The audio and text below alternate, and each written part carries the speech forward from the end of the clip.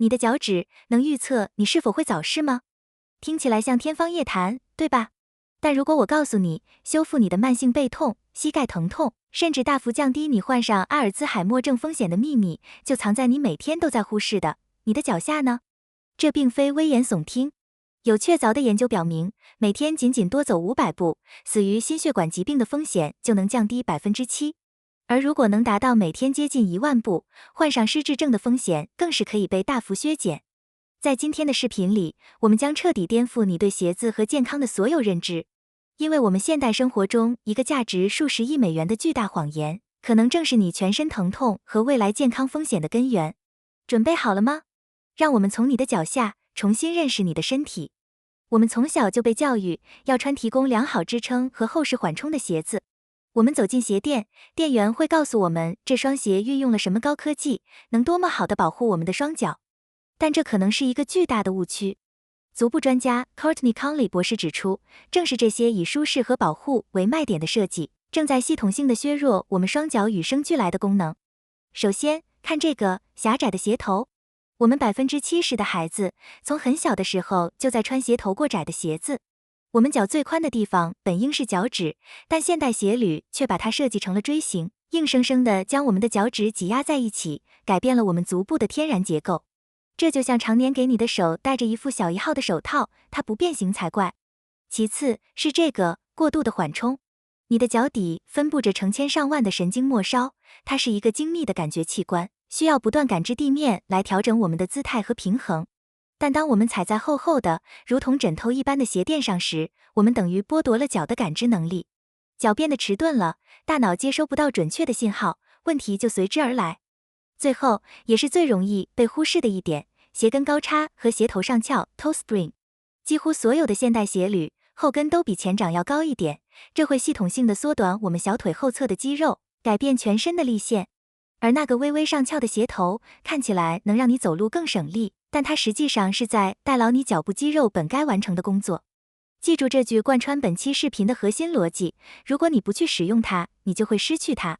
我们的鞋子正在把我们的脚圈养成一个功能退化的宠物。你可能会想，脚弱一点就弱一点，只要不疼不就行了吗？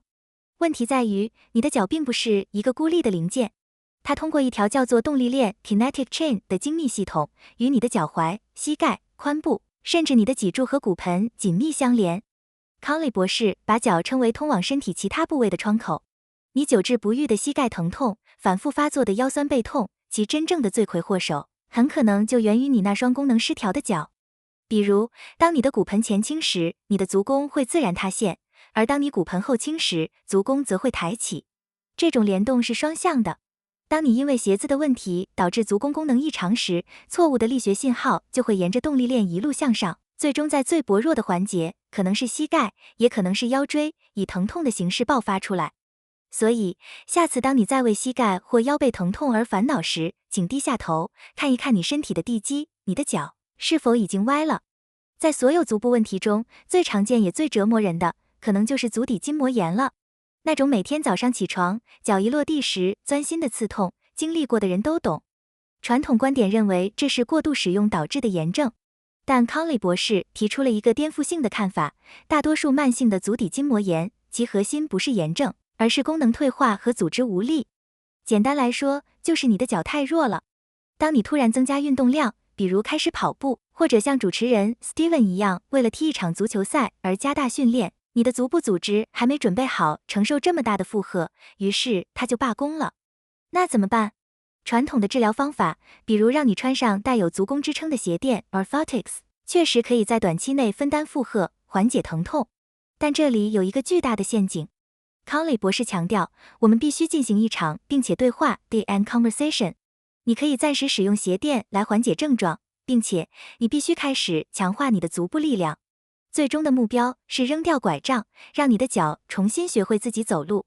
否则，你只会陷入一个恶性循环，脚一痛你就用上了支撑，可一旦有了支撑，你脚部的肌肉因为不再需要卖力工作，反而会变得更弱，而脚变得越弱，你就越是离不开支撑，最终彻底失去了自身的功能，永远也无法真正康复。好，说了这么多理论，现在进入最硬核的实操部分。我们如何把失去的力量赢回来？记住，我们的目标是挣得穿极简功能性鞋履的权利 ，Earn your right。第一个动作，脚趾瑜伽，这是最基础的大脑足部神经连接练习。坐姿，双脚平放于地，尝试只抬起你的大脚趾，保持其他4根脚趾不动。然后反过来压住大脚趾，抬起其他4根脚趾。感觉很难？这恰恰说明你的大脑已经快忘了如何控制它们了。多练习，你会惊讶于进步的速度。第二个动作，针对足底筋膜炎的脚趾弯举，这是康利博士的王牌动作。你需要一根弹力带，将弹力带的一端踩在脚跟下，另一端套在除大脚趾外的4根脚趾上，然后像做2头肌弯举一样，用4根脚趾的力量发力将弹力带向上拉。这个动作能精准地强化支撑足弓的关键肌肉屈指短肌。研究表明，每天做4组，每组12次，效果显著。第三个动作，大脚趾强化，同样用弹力带，这次只套住大脚趾，发力将大脚趾压向地面。这个动作对于改善走路时的推进力至关重要。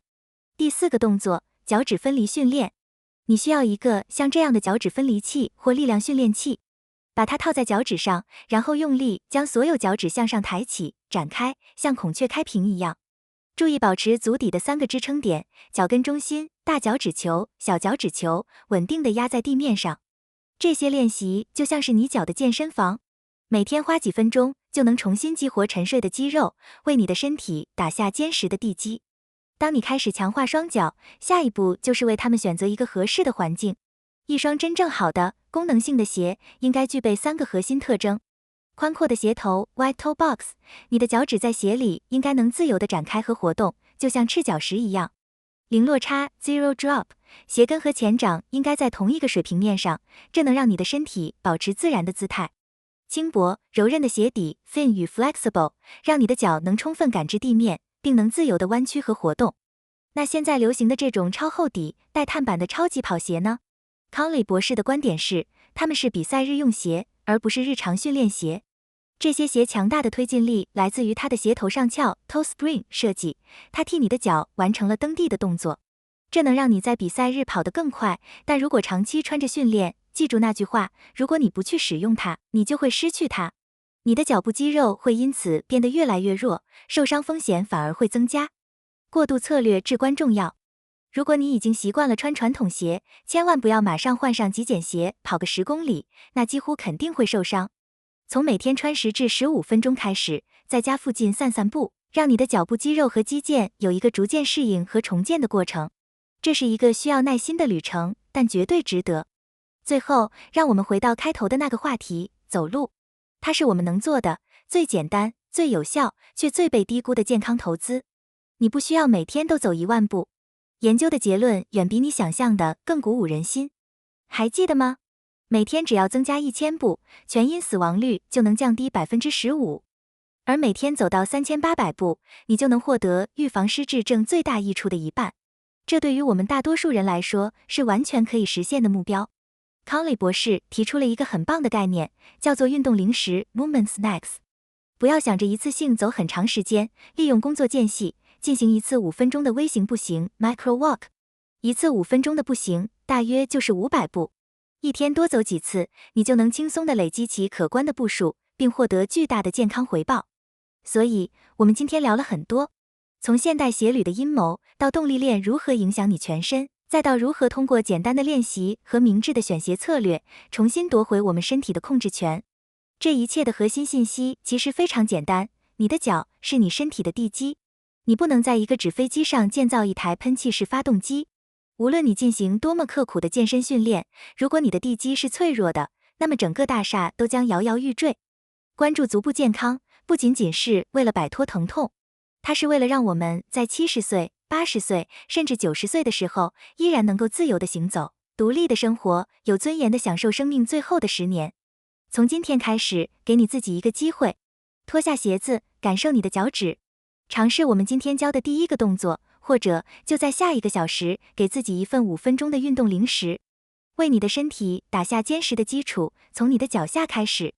感谢收看，如果你觉得这期内容对你有启发，请点赞关注，并一定分享给你关心的人。